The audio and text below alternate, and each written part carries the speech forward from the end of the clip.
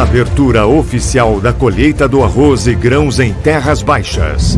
A maior das aberturas de colheitas de grãos das Américas, na sua 32ª edição, trará para você os cenários da produção de alimentos neste mundo pós-pandemia. Dias 16 a 18 de fevereiro de 2022, na estação Terras Baixas da Embrapa Clima Temperado, em Capão do Leão, Rio Grande do Sul. Realização Federarroz. Correalização Embrapa. Apoio IRGA. Vamos falar agora direto com o Elmar Conrad, vice-presidente da nossa Farsul, ele que também comanda aí uma importante comissão de crédito e seguro rural. Convidei o Elmar para falar com ele nessa manhã. O Elmar sempre tem muito conteúdo, sempre é bem informado em relação a tudo que envolve o setor do agronegócio, principalmente nessa área dele. Mas como produtor, eu quero te perguntar se essas chuvas da semana ajudaram, foram disparelhas. Como é que está a situação nesse momento aí no norte, Elmar? Bom dia, amigo. Bom dia, Alex. A satisfação de participar do seu programa. Realmente, tu tocaste num assunto aí que está preocupando todo mundo, né? Que as chuvas foram muito irregulares. Dentro do mesmo municípios, variando de 6 até 60 milímetros ou até mais. Então, realmente, ela não trouxe aquele esperado benefício que era prometido, né? E eu, como eu moro em Ibirubá, que é uma região muito certificada, todo o Alto Jacuí lá, eu acho que é uma das piores, mas eu cultivo em Júlio de Castilho e também em Caciqui. Em ambos os municípios que eu cultivo, em 2 locais, um deu em torno de 30 milímetros, outro deu 6. No outro município, a mesma coisa. Um local deu 30, outro deu 6. Então, quer dizer, isso acho que representa a realidade praticamente do Rio Grande do Sul, que dentro do mesmo município houve oscilações bastante altas e realmente aos municípios e aos locais que não pegaram essa chuva, que ficaram com 6 milímetros, a situação é muito, muito dramática. Obviamente, não sei mais se existe recuperação, principalmente nas sojas precoce, podendo ocorrer uma perda tão significativa, chegando quase que ao total, né? Pois é.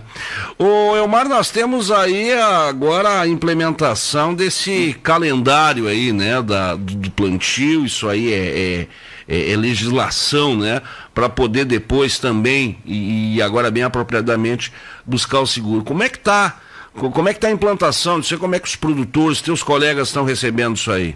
Aliás, muito oportuna a tua pergunta, porque isso aí gerou gera ainda uma série de confusão nas interpretações. Mas eu vou tentar ser bem objetivo e prático.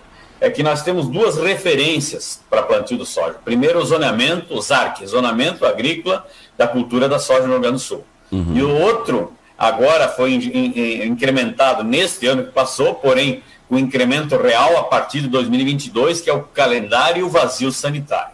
Uhum. E já vou explicar o porquê que, tecnicamente, foi colocado, segundo os técnicos, tanto da Embrapa quanto do Ministério da Agricultura. Vamos no zoneamento agrícola. Ele começa em 20 de setembro e termina em 20 ou 31 de dezembro, conforme o município.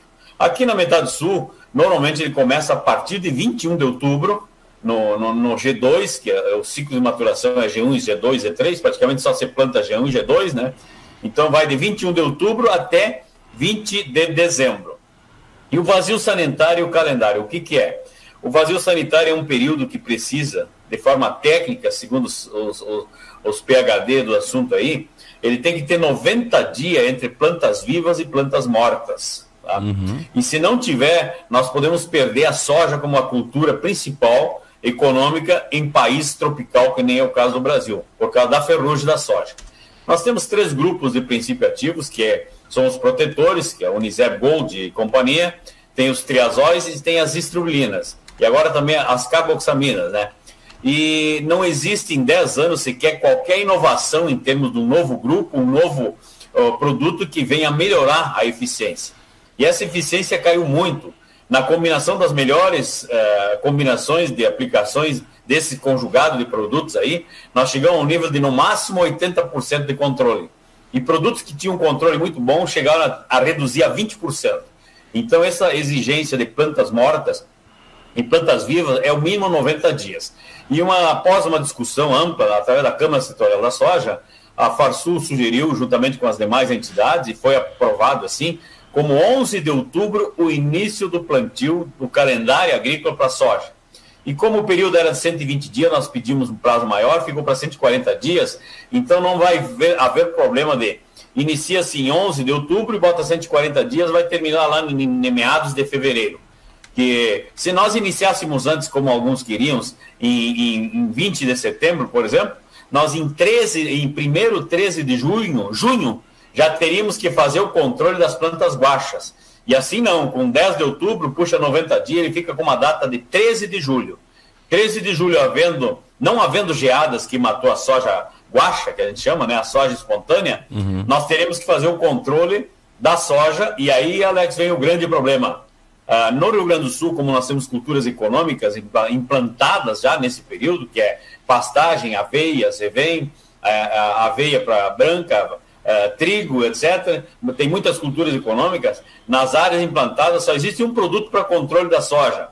É o 2,4-D com o Align. E aí, justamente, a gente sabe da polêmica do 2,4-D em relação à deriva, né? Que, vamos ser bem claro, deriva é transporte de matéria. Se for bem aplicado, tecnologia de aplicação corrige totalmente, porque o 2,4-D não é um produto volátil.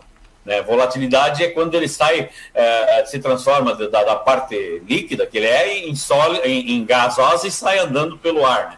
Então, realmente, o 2,4-D, quando bem aplicado, não tem problema. Mas a gente sabe que da polêmica que tem no Estado, mas é uma realidade que nós vamos ter que nos aperfeiçoar. O Senar está muito atento nisso, a Farsul também, para treinamento aos produtores, para que, se nós realmente, nesse ano, por exemplo, como é 11 de outubro, puxa 90 dias para trás, vem a 13 de julho, não der geadas, e salientas uma coisa, a geada deste ano foi dia 19 de julho. E realmente em outros estados, o Ministério da Agricultura fiscaliza e multa as propriedades que não estão fazendo o controle da soja espontânea.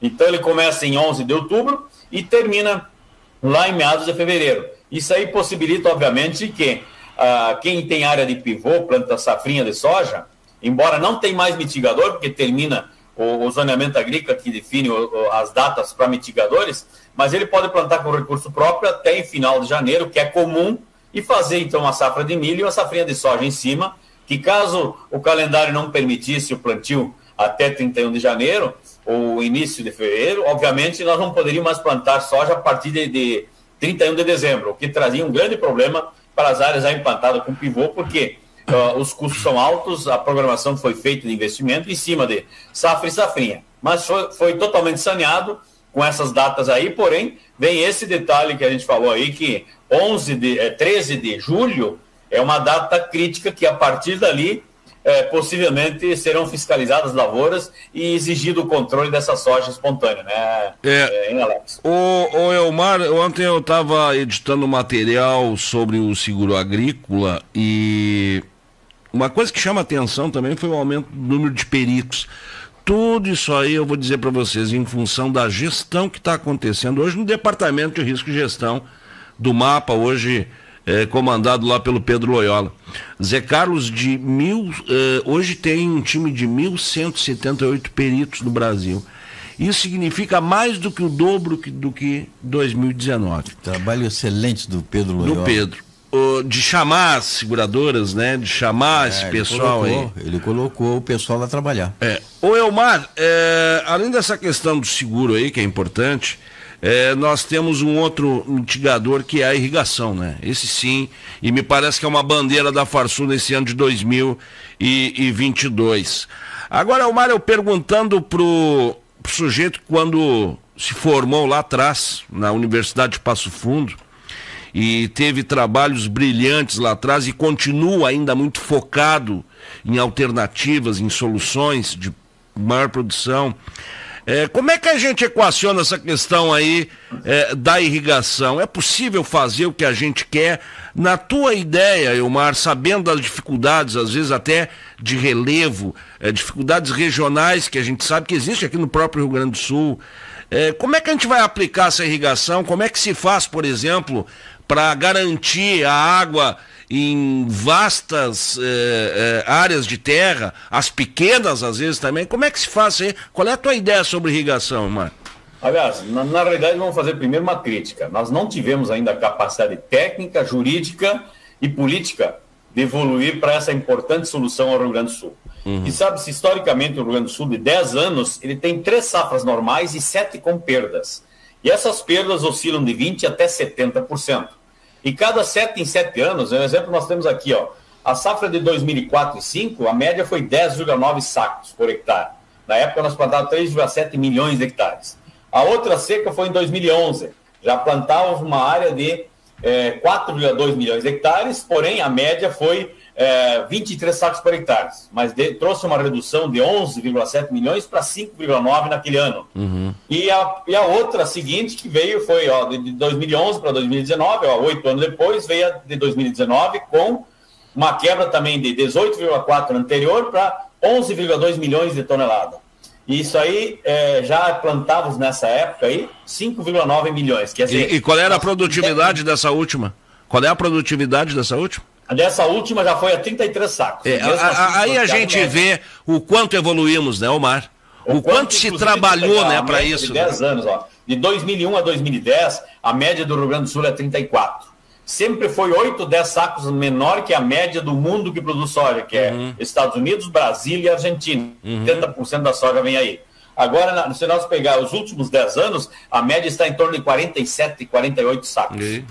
Inclusive os anos bons aí com 52, 53, quer dizer, nós estamos no patamar do nível mundial de quem produz soja. Porém, o grande vai ter, e isso é histórico, sempre vai ter essas oscilações de perdas percentuais que podem ir de 15 em 7 safras de cada 10 até 70. E aí vem a posição de como é que fazer isso.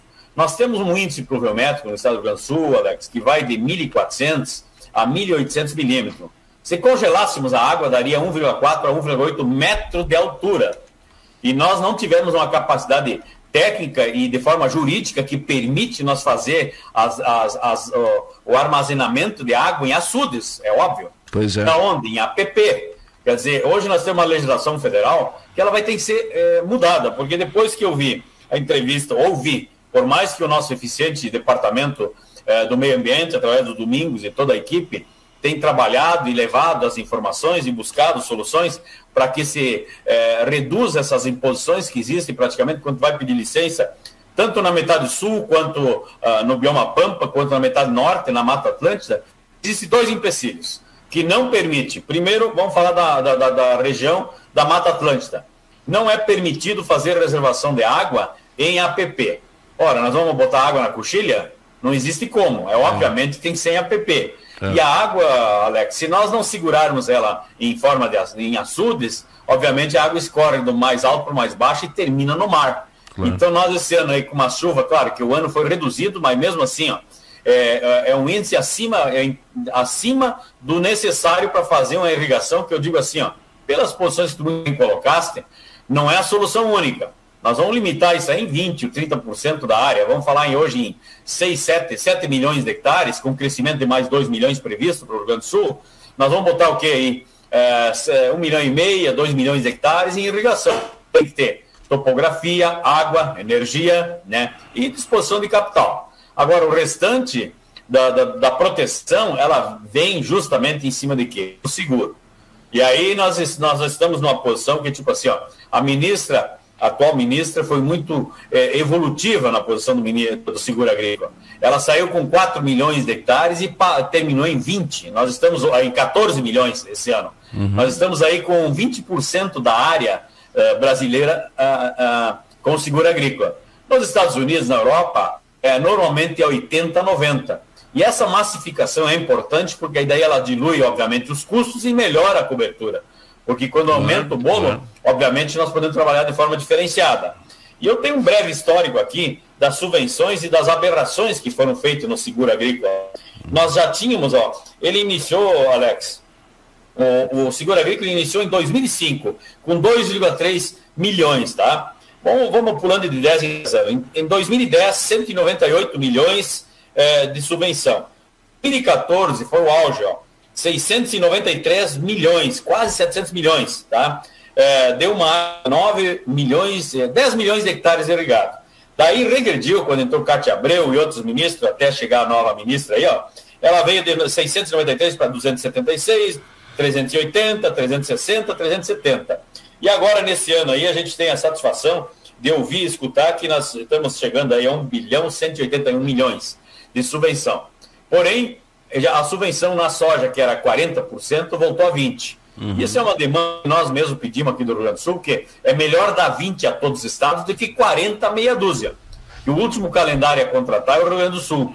E quando existe uma subvenção menor que a demanda, sempre falta o cobertor, vai encurtar onde? Lá nos pés, né? Então nós gaúchos é que normalmente, quando tu assina um contrato de seguro agrícola, tu assina uma cláusula, se não vier a subvenção, eu pago o prêmio integral. E se não fosse a pandemia, poderíamos ter até um valor maior, né? Porque a ideia era 1 bilhão e 400 e a ministra brigou ela e o Pedro lá, conseguiram fechar esse valor. Uma dúvida que eu tenho, esse valor subvencionado, ele paga o Proagro também ou não? Não. Só do PSE. É pago pelo Tesouro, aí que eu digo o seguinte, que o governo tem que mudar as estratégias, né? Porque na realidade, ó, o Proagro é um dinheiro que praticamente vem do Tesouro e obviamente ele protege mais, é o pequeno produtor, é o pronafiano, né? E até o Pronamp.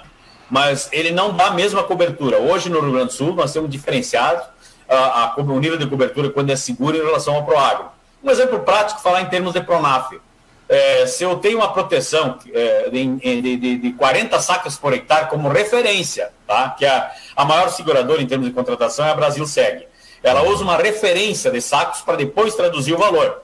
Então, para entender, essa referência de valor vai de 35 até 41 sacos no estado.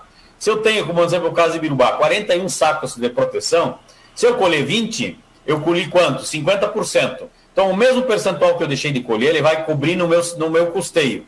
Eu peguei 3.500, obviamente, 50% de 3.500 é 1.750 que seria indenizado, amortizado no custeio.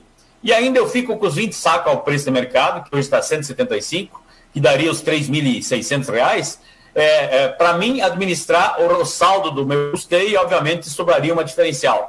Quando é Proagro, com 20 sacos, ao preço de mercado hoje, pagaria totalmente o custeio e o produtor ficaria sem nada. Então é uma situação que a gente chama atenção aos pronafianos aí, que se atentam a essas posições de calcular entre o seguro e o Proagro, que tem situações aí que o seguro está melhor na cobertura, em termos de custo também, porque a subvenção é 20% para os demais produtores e para o Pronamp, porém para os pronafianos é 40%. E o normal hoje do prêmio, Alex, ele está em torno de 9% para deixar essa referência de 75% da média RTA, que é o que eu falei, que a seguradora Brasilseg faz, que dá esse nível de cobertura. Isso aí, quando começou, nós tínhamos um custo de 8,37 e amparava 17 sacos no município de Birubá. Em 2011 foi uma evolução muito grande que fizemos, através da participação direta da Farsul, e que mudou esse nível de cobertura para 28 sacos por hectare, porém aumentou a taxa para 11,78. E naquele ano, tivemos a infelicidade de termos novamente a seca, e eu digo assim, ó, o primeiro grande impacto da seca que foi amenizado pelo seguro foi em 2011 e 12, pela essa mudança que a gente conseguiu fazer, de sair dos 17 sacos para os 28 sacos como referência de cobertura. E a região de Birubá, Ijuí, Cruz Alta e Tupã teve propriedades com média de 7 sacos, a exemplo do que vai ter esse ano. Quem plantou soja precoce e vai colher e não teve chuvas até agora, não sei se passa desse patamar de produtividade.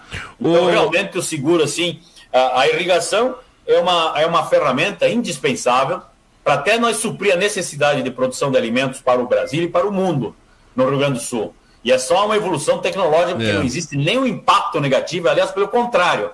Se nós armazenarmos mais água em açudes, obviamente que nós teremos uma melhor condução e uma melhor sustentabilidade do que se nós deixarmos essa água ir para o mar. Sem dúvida. E no bioma Pampa tem a restrição dos 20% da reserva legal, que tu muito bem conhece, que ninguém tem coragem hoje de chegar e dizer, eu tenho minha área, eu vou deixar 20% sem aproveitamento, tenho que deixar ela de forma com a pecuária extensiva, sem eu poder mexer, e fica ali pactuada e para sempre dentro da lei do CAR, né? Então, realmente são duas entraves que existem para a evolução, no crescimento e a posição técnica, política e jurídica, no sentido de buscarmos o que o Rio Grande merece e precisa. Irrigação no máximo que puder e a melhoria no seguro para nós buscarmos uma meta que é o sonho de qualquer produtor, que assim como existe nos Estados Unidos, na Europa, é um seguro não só de parte do valor financiado, mas um seguro também de renda ao produtor. Especialmente o pequeno produtor, porque senão ele vai ser extinto. E não existe olha o produtor de leite hoje, Alex. É uma situação muito complicada. Reduções de preço em pleno aumento substancial de custo. Então, como é que fazer uma dúvida da nossa política para o estado do Rio Grande do Sul se tornar altamente equilibrado, né? Uma dúvida que eu tenho, surgiu antes a dúvida até, a questão da pastagem. O leite depende da pastagem, né? Como é que é feito esse seguro sobre o leite aí? Se o sujeito não vai conseguir entregar a quantidade de leite, como é que é feito esse seguro nessas propriedades de leite, hein? Olha, praticamente o seguro na pecuária ele não existe. Até pode ter, teoricamente, algumas posições que poderiam ter acesso, mas não é cultural o produtor fazer. Porque normalmente ele faz a pastagem e também faz a silagem, né? Quando não tem uma, tem a outra. Agora, esse ano, a coisa ficou complicada, porque não deu sequer a silagem. E aí que vem, Alex, imagina uma propriedade de Birubá, que a média é 16, 20 hectares por propriedade. Com um açudezinho, que eu digo, não precisa ser um açudezão, um açudezinho dentro da propriedade que irrigasse 4, 5 hectares e fizesse uma silagem de boa qualidade, com 60, 70 toneladas por hectare, o produtor estaria estabilizado dentro da sua produção. Agora, esse ano nem sequer deu energia, quer dizer, deu grão, só tem palha. E, obviamente, aí vai ter que vir o concentrado, que vem com proteína e energia, que encarece muito a produção de leite. Então, quer dizer, o produtor já vinha trabalhando com no 0 a 0, ou pagando um pouco para trabalhar, e esse ano ele vai pagar bastante e, obviamente, vai precisar de um socorro político aí, por parte de nossas entidades de liderança e, obviamente, nossos políticos, né? Ô Elmar, já encaminhando aí para a nossa conclusão, é que muitos elogios, que é a entrevista do Elmar, né? Boa, o Kiko falou aqui, o nosso Fábio Renner também, é que o Domingos também, Domingos Velho Lopes na nossa escuta, Clóvis Rodrigues também, o pessoal elogiando, porque o Elmar tem muito conteúdo, realmente conhece e está focado nisso aí. Elmar, eu tenho duas perguntas ainda para a gente fechar. O Robertito, vice-presidente da Federarroz lá de Uruguaiana, fala e pergunta aqui sobre a questão do zoneamento lá em Uruguaiana, como é que ficou? O zoneamento varia de município a município, tem um aplicativo, aliás, eu até sugiro, eu vou pegar o nome dele aqui, ó, é só baixar o aplicativo, é muito funcional, ele pega todas as culturas, ó, é ZARC Plantio Certo, baixa no celular, daí vai entrar, ele vai pedir qual é o município, qual é o estado, qual é a cultura e qual é o município. Ele vai dar o zoneamento do G1, do G2 e G3. O que é G1? É o ciclo até 6.2. O G2 é de 6.2 a 7.3. E o G3 acima de 7.3. Então é muito prático e funcional. E, obviamente, hoje é um instrumento que o produtor tem que ter no bolso, dentro do celular, e olhar, porque uma informação prestada na perícia de seguro, de uma data ou uma cultivar fora por um dia, é indeferido o seguro agrícola. Isso aí que é o bravo. Para concluir, uma posição que é muito importante nós refletirmos, Alex, eu acho que eu não posso deixar de fazer essa interrogação. Sim. Eu, em discussão com o Antônio da Luz, em análise dos programas, junto na nossa reunião que fizemos ultimamente ontem, lá na Farsul, com a FECOAGRO, com a FETAG presente, com os representantes, né, da FETAG, da APROSOJA, com as mesmas entidades que entregaram a carta para a ministra. Farsul, FETAG, FECOAGRO, Federarroz e APROSOJA. Ontem estávamos preocupados com o seguinte, ó, o valor do pacote agrícola desse ano foi 251 bilhões. O aumento de custo determinado no nosso departamento econômico em 2021 foi de 51%. Para atendermos a mesma área, esse pacote terá que ser evoluído para 380 bilhões. E aí vem o seguinte, o Tesouro vai ter esse dinheiro? Né? No que diz respeito ao seguro agrícola, a mesma coisa, nós tivemos esse ano aí, 1,181 bilhões. Ele terá que ir para 1,5 bilhões para atender a mesma área. E o Pedro Loyola já anunciou que vai ter um aumento de 20% a 25% em virtude da drástica uso de seguro aos estados aqui do Sul, que vai ter um incremento de 20% a 25% de custo. Então, realmente, são dois desafios. Primeiro é buscarmos recursos, além do plano agrícola 2022-2023, nós temos que carregar esses investimentos que vai ser prorrogado, tem que ser, porque o produtor não tem como pagar, as parcelas de custeio vão ser carregadas, que obviamente é o Tesouro que paga e cumpre essa equalização desses juros contratuais. Realmente nós temos um desafio político muito grande, de ordem técnica e política, para buscarmos um equilíbrio que agrada tanto a quem está produzindo e fazendo do agronegócio a sustentação econômica desse país, e ao mesmo tempo dos políticos que vão ter que fazer uma legislação do Banco Central e do Tesouro para que cubra esse buraco, porque o produtor tem que entrar na próxima safra sem restrição de crédito, porque a produção não pode parar. O Brasil hoje é responsável por alimentar 1,6 bilhões de pessoas.